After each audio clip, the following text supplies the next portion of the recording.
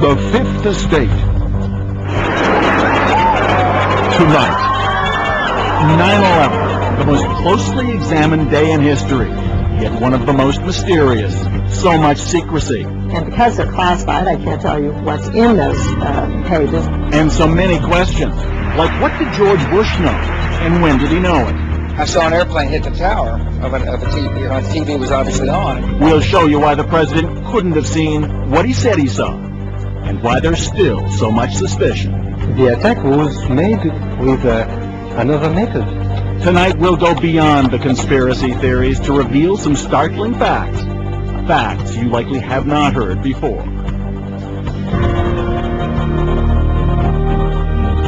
And now, Bob McEwen. Welcome to a new season of The Fifth Estate, and to some old questions that just won't go away. This week, a high-level U.S. investigation into 9/11 threatened to take the White House to court to find out what it knew before the terror attacks. Secrecy still runs that deep. What really did happen on September the 11th? Did airliners fall homing beacons into the World Trade Center? Was the Pentagon struck not by a jet, but a missile? Was there a close link between the Bush and bin Laden families? And could that help to explain the failure to avert the attacks? Well, as we'll show you, the answers there are no, no, yes, and perhaps. But with so many questions still circulating in our murky post-9/11 world, an entire industry has grown up peddling answers. Conspiracy theories, at once both far-fetched and enticing. We've investigated, and what we discovered may well surprise you, because once we dug past the 9/11 myths, the facts we found were in their own way just as troubling.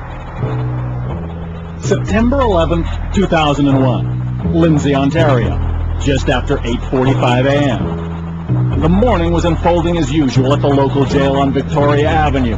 Inmates back in their cells after breakfast. When it happened.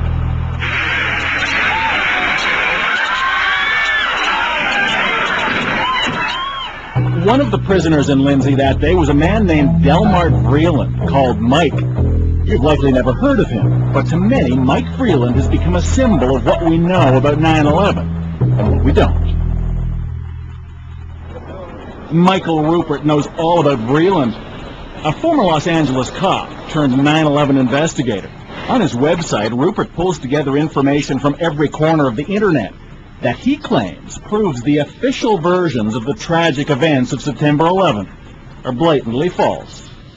They don't stand the slightest sniff test, scratch, from anybody who's a trained investigator who's willing to set aside their emotions and just look at the evidence. 9/11 was not an intelligence failure.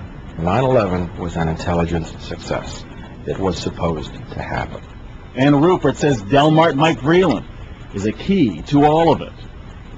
So who exactly was that mystery inmate at the Lindsay jail? Well, here's what we know for sure. Mike Vreeland was an American awaiting a trial here in Toronto for credit card fraud. The police said he had a criminal record more than 20 pages long in the U.S. Vreeland himself said that was just a cover story to disguise what he really was, an American spy working for the Pentagon. But here's where it gets interesting. According to Vreeland, about a month before September the 11th, he tried to warn Canadian and American authorities something terrible was going to happen. When no one listened to him, he says he gave his jail guards a sheet of paper, which was sealed and kept unopened until long after 9/11. That October, at a Toronto court, Vreeland's lawyers entered a sheet of paper as evidence.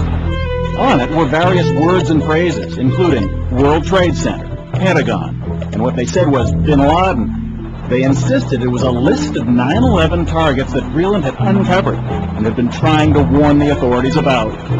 In court, police and prosecutors described Vreeland as a career con man, and the judge found no basis to believe his claims. We can't ask him about any of it because Vreeland jumped bail and disappeared.